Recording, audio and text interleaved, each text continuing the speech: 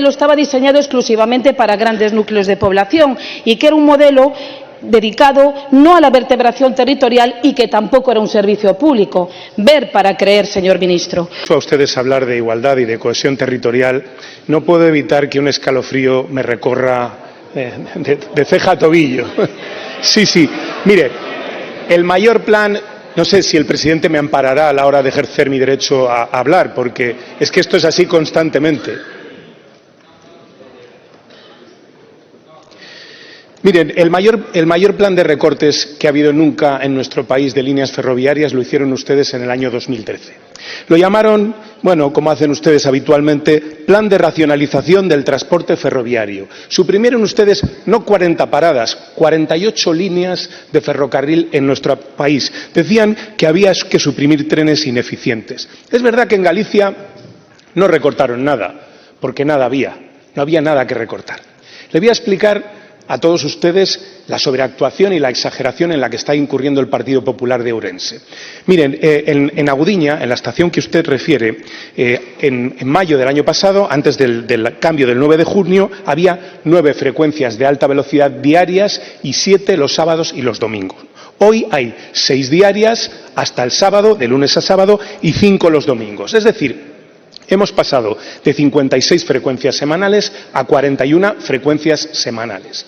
Ya quisieran muchos territorios de España y muchos municipios similares a Agudiña y con muchísima más población tener 41 frecuencias de AVE a la semana. Pero miren, si les parecen pocas, son 15 menos que el año pasado, pero son 41 más de las que había cuando ustedes gobernaban. Así que dígame usted a mí, si con 41 frecuencias a la semana estamos cercenando las posibilidades de desarrollo y de trabajo de ese territorio, ¿cómo estaba ese territorio cuando gobernaban ustedes? En fin, no me lo quiero ni imaginar. Pero además, mire, le voy a dar un dato. En el periodo comprendido entre el 9 de junio y el 8 de septiembre del año 2024, con esas 9 frecuencias se subieron y bajaron al tren en las frecuencias de AVE 10.789 personas en Agudiña. Este año, desde el 9 de junio hasta el 8 de septiembre, con los cambios implicados, es verdad, sí, con menos frecuencias, pero con más plazas y con horarios que responden mejor a la demanda, se han subido y bajado 12.636 personas en Agudiña. Es casi un 20% más. ¿Por qué no permiten ustedes a los profesionales que trabajen y determinen cuáles son las mejores horas, cuáles son las mejores frecuencias para prestar el mejor servicio a los ciudadanos? Y me preguntaba usted si en Vigo y en Coruña, si esto no mejoraba en los tiempos de Vigo y Coruña. Pues mire, es bastante evidente. Hemos mejorado en 20 minutos el tránsito entre Madrid y Vigo y Madrid y Coruña. Y la cifra de viajeros que hoy se suben en Madrid para ir a Vigo o a Coruña, o en Vigo y en Coruña para ir a Madrid, es enormemente superior, precisamente porque estamos en condiciones de prestarles un servicio de mayor calidad y mucho más rápido que el que les prestábamos antes. Hemos pasado este verano en el Palacio de la Mareta con Sánchez, su familia y amigos, gozando de unas vacaciones de ensueño pagadas con el dinero de todos los españoles. Es una auténtica vergüenza, señor Bolaños. Ese Palacio de la Mareta, propiedad de Patrimonio Nacional y que de usted depende, en el que además del palacete principal hay jardines, piscinas, lagos artificiales y hasta 11 bungalows para invitados, y en los que este verano, este mes de agosto, ha estado hospedada muchísima gente. Sánchez, Begoña y las niñas, un montón de amigos y además suegros, hermanos, sobrinos y hasta cuñados que han disfrutado de unas semanas a todo lujo, en régimen de todo incluido, pagadas con el dinero de nuestros impuestos. Y por si fuera poco, con la playa pública que tiene enfrente la Mareta cerrada para ellos solos, con el mar, el océano Atlántico que está delante del palacio cerrado para ellos solos, con un centenar de policías nacionales y guardias civiles que en lugar de estar vigilando nuestras calles, los han enviado allí para blindarles el garito y que nadie les molestara, no sea que alguno les cantara la canción del verano. ¿Está usted de acuerdo con esto, señor Bolaños? ¿Es usted un tipo decente o como su presidente de los de yo invito pero tú pagas, querido contribuyente? Señoría, es usted un senador monotemático. Solo le interesa un asunto, que por cierto nos pregunta mucho al Gobierno, al ministro de Defensa, a mí mismo, siempre sobre los mismos temas. Le voy a dar, si me permite, una sugerencia de actuación. ¿Por qué no hace usted estas preguntas al presidente Aznar y al presidente Rajoy?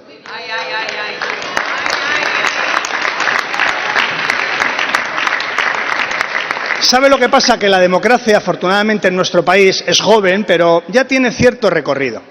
Mire, Esta es una noticia del señor Aznar. El titular es Aznar y su Air Force One. El nuevo aparato no ha impresionado a Aznar, que se ha mostrado sorprendido por la escasa capacidad del Airbus, que en este vuelo de estreno ha alojado también a su esposa. La Voz de Galicia, 22 de septiembre de 2003. Este es el señor Rajoy, el presidente Rajoy. Titular. La cena de Mariano Rajoy en el vuelo a la Eurocopa de Polonia costó 1.000 euros. El Ministerio de Defensa paga facturas de licorería y vino que pueden superar los 1.000 euros en cada vuelo, así como jamón ibérico de bellota a 190 euros el kilo. 20 minutos, 24 de septiembre de 2012. ¿Hay alguna más? Ya sé que se le está haciendo larga mi respuesta, pero voy a continuar con esta tercera. Jaime de los Santos, el chico para todo de la esposa de Mariano Rajoy. Cuando la primera dama sale a la calle, pide que le acompañe siempre, a pesar de que no forma parte de sus obligaciones. Vanitatis, 13 de septiembre 2013. ¿Quiere que hablemos ahora de la respuesta del Partido Socialista a estas preguntas? Pues mire, puede buscar qué dijo el Partido Socialista sobre estas noticias, que fue nada, porque el Partido Socialista ni cuestiona la seguridad de los presidentes ni persigue a familiares honestos como sí hace la derecha y la ultraderecha en este país. Gracias. Usted me está hablando de actividades que el señor Rajoy y el señor Aznar han hecho como presidente. Yo le estoy hablando de las actividades privadas que ha hecho el señor Sánchez con su familia y con sus amigas. Y, por cierto, que nos diga usted, que nos hable usted del Falcon, cuando el Falcon costaba el catering 80.000 euros con Rajoy y 240.000 con ustedes, que son los reyes de la barra libre, tiene tela. Por cierto, ya que estamos ahí, ¿a cuenta de que ha habido que movilizar 2 aeronaves propiedad del Estado para el desplazamiento de la familia presidencial a las Canarias? El 1 de agosto el Airbus con 220 plazas y el 2 de agosto el Falcon con 8. Lo primero, si son vacaciones privadas, ¿por qué no se las han pagado de su bolsillo en un vuelo comercial como todo hijo de su vecino? Pero ya que le echan cara como siempre y tienen que coger los aviones del Estado, oiga, que son 4, ¿no se ponían a poner de acuerdo y ir el mismo día en el mismo avión en lugar de 2 aviones distintos 2 días consecutivos? ¿Y las cientos de plazas del Airbus? ¿Cuántas decenas de invitados se han llevado con ellos? Senador Bernabé. La bromita aérea nos ha costado solo 56.000 litros de queroseno quemado. ¡Viva la Agenda 2030, señor Bolaños! Y 150.000 euros del ala para el coste para las arcas públicas. Y muy rápido, para terminar, ¿por qué sigue Sánchez usando el Falcon para actos que no son de presidente como mítines del PSOE? ¿Por qué sigue Begoña yendo a actos privados de su cátedra fake en el Falcon? ¿Por qué el hermano de Sánchez ha estado alojado varios meses en la Moncloa con su familia a coste erario público? ¿Y por qué siguen sin respondernos a quiénes eran los ocupantes de los 59 vuelos a la República Dominicana? Tanto les cuesta decir la verdad, díganla de una vez, se lo está pidiendo la justicia, el Consejo de la Transparencia y la dignidad y la decencia del pueblo español. Insiste usted, señor Bernabé, y permítame que le reitere. Habla ahora de los periodos vacacionales de los presidentes. ¿Le podría usted, por favor, preguntar al presidente Aznar y al presidente Rajoy por Quintos de Mora, por Doñana y por La Mareta? ¿Le podría preguntar usted?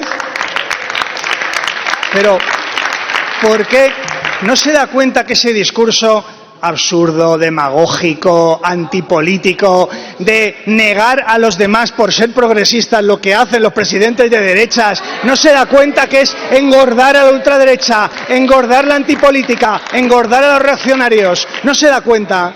Pero es que eso no es más que clasismo, porque lo que a ustedes les parece bien para ustedes se lo niegan a los presidentes progresistas. Pero oiga, pero de verdad, respete las medidas de seguridad de los presidentes del gobierno, deje usted de hacer el ridículo, por favor. Gracias.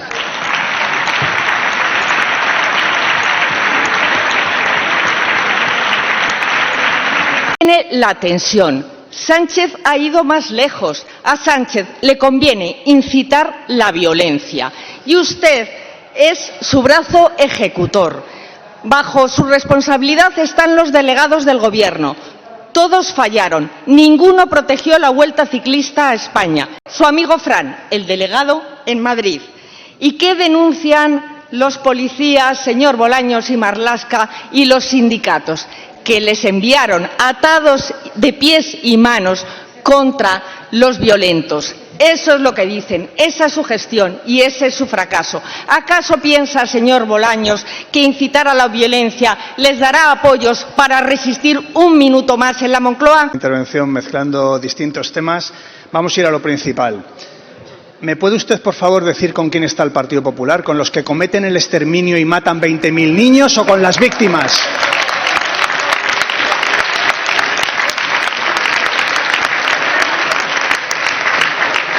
Créame que sería muy importante que respondieran a esa pregunta, si están ustedes con los que cometen el exterminio o con las víctimas.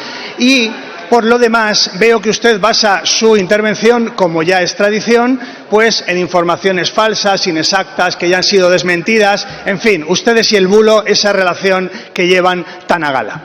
Si le parece, hablamos también de estabilidad en el Gobierno y de apoyos del Gobierno.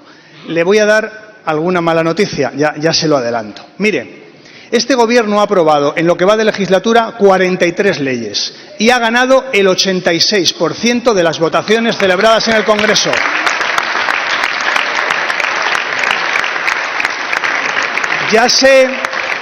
Ya sé que los periódicos que usted lee se fijan más en el 14% de las votaciones que nos saca adelante el Gobierno, pero casi el 90% de las votaciones las ganamos gracias al diálogo y al acuerdo con grupos parlamentarios. Por cierto, ¿a usted 43 leyes le parecerá mucho o poco? Vamos a verlo en términos comparativos. En esta legislatura, 43 leyes. ¿Sabe usted, que es senadora por Ávila, cuántas leyes se han aprobado en el Parlamento de Castilla y León durante esta legislatura? 10. No hay más preguntas. Gracias.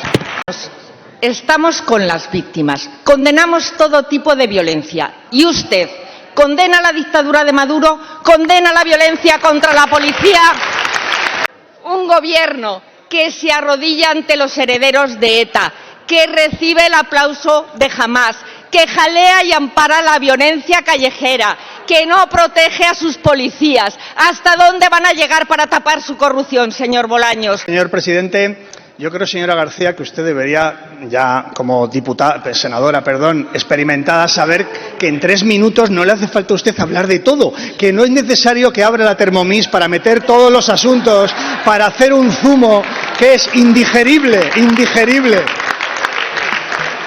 Es que no sé por dónde empezar, porque usted lo mezcla todo en ese zumo y en ese brebaje que es indigerible martes tras martes. Mire, hablemos de hoja de servicios y de ese Gobierno que, según usted, no gobierna. En esta legislatura, primera reforma social de la Constitución. Por cierto, en un pacto con ustedes, el artículo 49 de la Constitución. La agenda de salud pública, la ley de paridad, la mejora de las prestaciones de desempleo. Es decir, derechos, avances. ¿Qué le parece que hayamos aumentado a 19 semanas los permisos parentales? ¿Eso lo hubiera hecho un gobierno de derechas? No. Un gobierno de derechas hubiera también aprobado una agencia de salud pública para reforzar el sistema sanitario de salud. No. Entonces, esta legislatura de lo que va es precisamente de eso, de que sigamos avanzando, con un Parlamento, con un Congreso y un Senado que tendrán su complejidad, pero es lo que votaron los españoles. Pero no le quepa duda que vamos a seguir trabajando los 2 años que quedan para seguir avanzando España. Nuestra hoja de servicios a la vista está, la suya, la del Grupo Parlamentario Popular, también en el Senado. Gracias. Gracias, señor presidente. Gracias por su intervención, incluso por las amenazas que me profiere en esta sede, que entiendo que también serán extensibles a aquellos que aprueban reformas del reglamento del Senado abiertamente inconstitucionales. Imagino, ¿no?, que esas figuras que usted menciona serán aplicables a todos. Mire, yo le planteo un pacto por la regeneración de esta Cámara. Puede incluir, por ejemplo, que ustedes, en lugar de vetar leyes tan importantes como la Ley de Paridad o la Ley de Eficiencia del Servicio Público de Justicia, las debatan y las mejoren.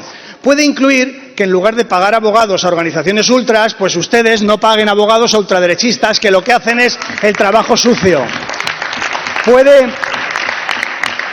Puede incluir que no les organicen ustedes cumbres antiabortistas a los ultraderechistas. Y puede incluir que en esta Cámara territorial se hablen todas las lenguas cooficiales del Estado. Mayor riqueza de nuestro país no existe. Gracias. De verdad que esta imagen de violencia, barricadas que ha dejado 22 policías heridos, ¿es para usted la muestra de un compromiso social con la paz en el mundo? ¿Son estas sus prioridades, señor Marlaska? Ya me parecía a mí, yo creía que era una pregunta la suya con contenido, pero visto su intervención me parece que adolece. Vuelvo a repetir. Las fuerzas y cuerpos de seguridad del Estado, la policía, el pasado domingo se tenía que enfrentar a una situación difícil y complicada, pero lo hizo evidentemente con la mayor de las profesionalidades, porque hay un derecho importante. ¿Cuál es el derecho a la manifestación? Tenemos un derecho a la manifestación que en estos momentos era consecuencia de un genocidio que ustedes se niegan a entender como tal. Nuestras fuerzas y cuerpos de seguridad actuaron con la proporcionalidad que es procedente en unas fuerzas y cuerpos de seguridad del Estado en una democracia. ¿Usted prefiere esa foto o la de octubre de 2017 en Cataluña, donde los obligaron y les pusieron en una tesitura muy difícil para no conseguir nada? Muchas gracias.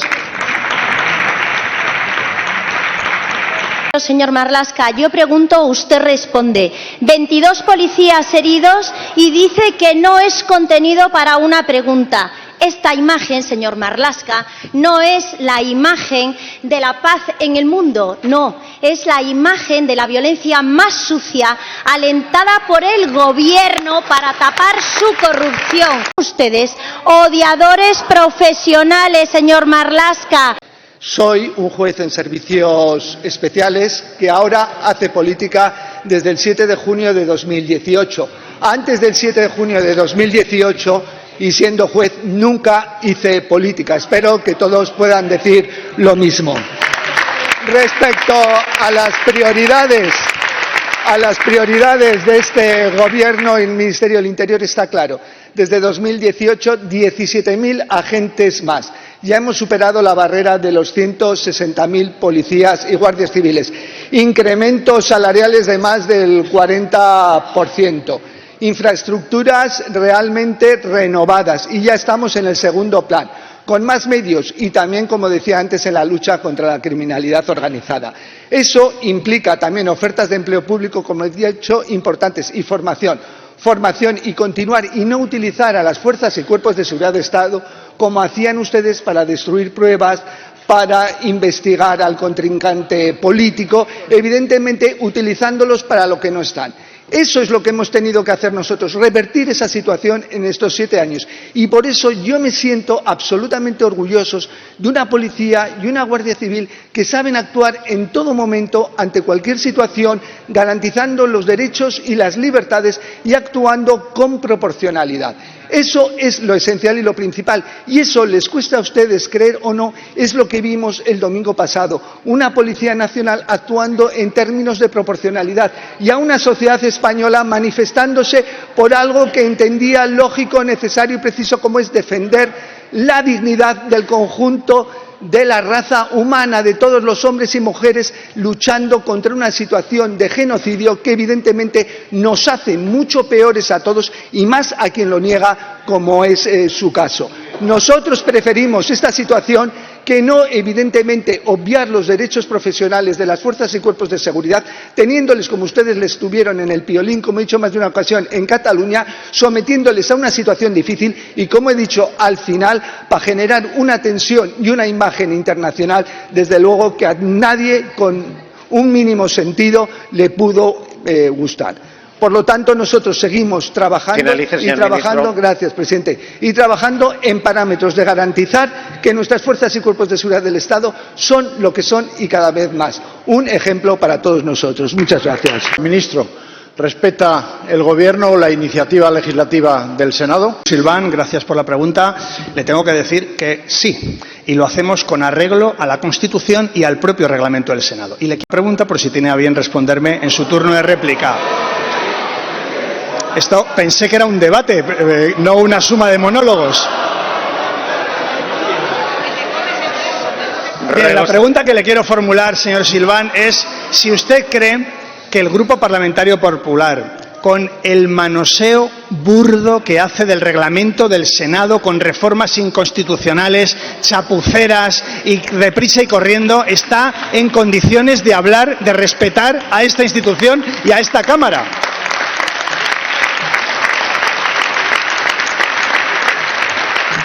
Ustedes aprobaron a principio de legislatura una reforma del reglamento del Senado no para legislar mejor, no, para boicotear tramitaciones parlamentarias, para retrasar, que por supuesto el Tribunal Constitucional se la declaró inconstitucional porque era abiertamente inconstitucional. Pero no contentos con esa reforma, ya declarada inconstitucional, han hecho otra igual de abiertamente inconstitucional. Ahora, ustedes se arrogan la competencia de de declarar la urgencia de un procedimiento legislativo.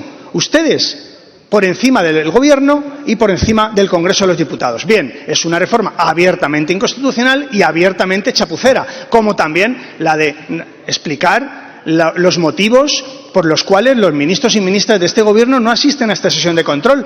La semana pasada tuvimos 15 minutos de pérdida de tiempo que ustedes nos obligaron a soportar. Afortunadamente hoy ya no cumplen ni la propia reforma que ustedes han aprobado en este Senado.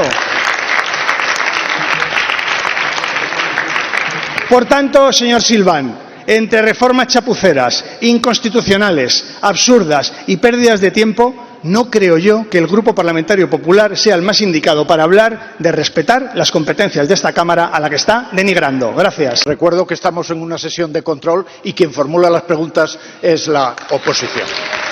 Pero vamos al grano. Mire, desde que se elaboró y aprobó la Constitución hasta estos días, nadie nos podíamos imaginar que España estuviera viviendo unos momentos como los actuales.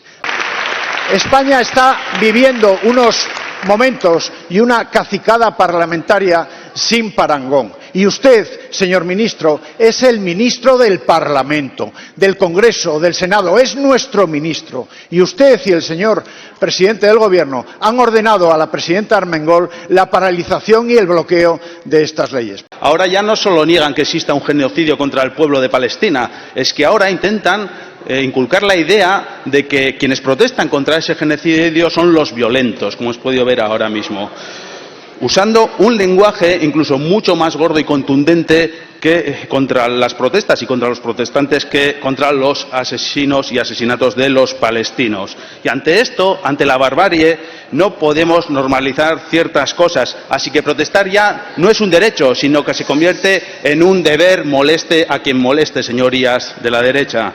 Por eso, ante este panorama, le queríamos preguntar a ver si en este nuevo curso político ustedes tienen alguna iniciativa o cómo van a actuar para frenar el avance de la ultraderecha y sus discursos de odio.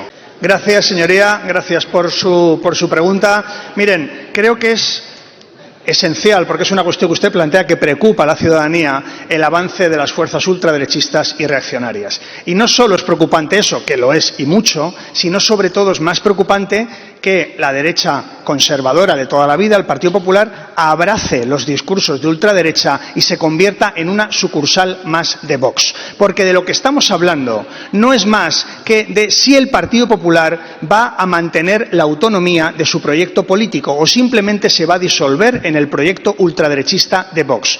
No serían ustedes los primeros, porque muchos partidos conservadores en Europa que han comprado los discursos de ultraderecha han acabado engullidos por ellos. Por tanto, háganselo ver, porque las encuestas van apuntando en esa línea. Nosotros tenemos claro cómo tenemos que combatir a la ultraderecha y las políticas reaccionarias. Y lo tenemos que hacer primero combatiendo con argumentos sus discursos falsos y llenos de desinformación y de bulos. Y, en segundo lugar, haciendo políticas progresistas que mejoren la vida de toda la ciudadanía. Miren, cuando decimos que hay que combatir los bulos, empecemos combatiendo ese bulo que identifica la migración con delincuencia.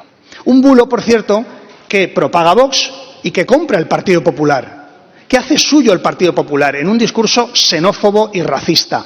Esto hay que combatirlo con datos y poner la cara por los millones de migrantes que vienen a España a hacerla más grande, a trabajar y a cotizar para que nuestra economía crezca multiplicando por 7 la media de la Unión Europea.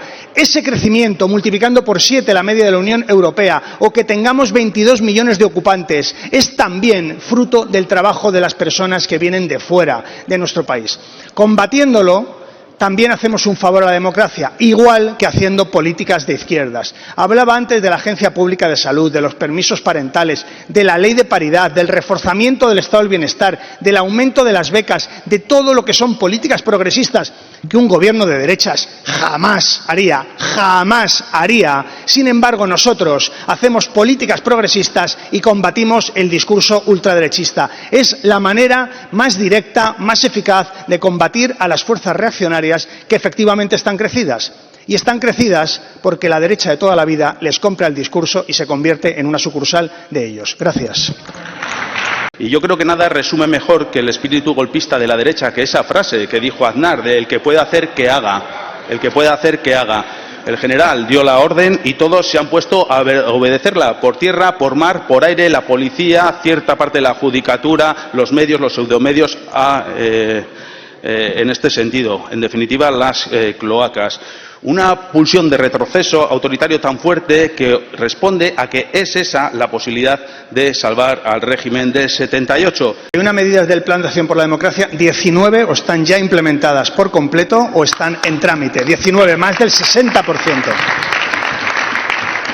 En ese Plan de Acción por la Democracia hay una estrategia contra la desinformación, para desgracia de la ultraderecha y del Partido Popular, y también le quiero decir que hemos llevado a cabo en el Gobierno, liderado por el Ministerio del Interior, 3 planes de lucha contra los delitos de odio, los 3 aprobados por el Gobierno de Pedro Sánchez. Por tanto, seguiremos trabajando en esa línea para acabar con los discursos de odio y las fuerzas reaccionarias en nuestro país. Gracias. Las controversias surgidas en las últimas intervenciones de las Fuerzas Armadas en caso de catástrofe o calamidad. Presidente, no entiendo la pregunta.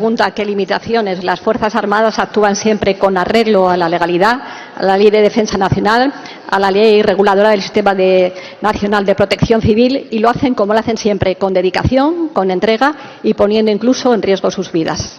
Ellos se preguntan por qué las Fuerzas Armadas, por primera vez, no están con todo a su lado cuando están en estado de zozobra. Los españoles, la mayoría de ellos, conocen la respuesta perfectamente, lamentablemente para ustedes, señora ministra, sea el del bienestar de los ciudadanos. Muchas gracias, señora ministra. Lamentablemente para ustedes, señora ministra.